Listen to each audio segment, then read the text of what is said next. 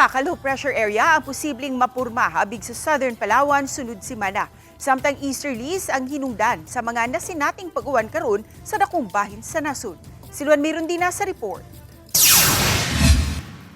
Usa ka funnel cloud ang nakuhaan sa netizen nga si Jelva Apa pasado alas 10 kaganihang buntag habig sa barangay Kauoy, Ulango Island. Ang funnel cloud matod sa pag-asa maporma kung adunay na sinating thunderstorm sa usa ka dapit. Pasado alas 8 kaganihang buntag ni pagawas og thunderstorm advisory ang Visayas Pag-asa Regional Services Division. Diin lakip sa apektadong lugar ang Lapu-Lapu City ug Cordova. Samtang gipasabot sa pag-asa nga ang nasinati karon nga mga pag-uwan-uwan sa Visayas mugna sa localized thunderstorms nga epekto sa easterlies o ang init nga hangin gikan sa dagat Pasipiko.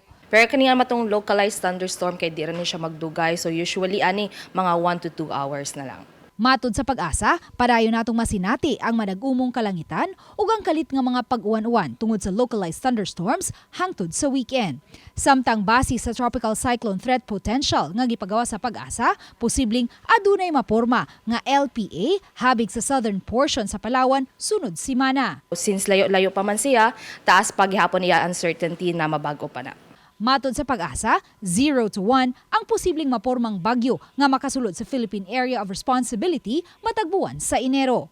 Uban ni Marlon Malgazo, Luan Merondina, Balitang Bisdak.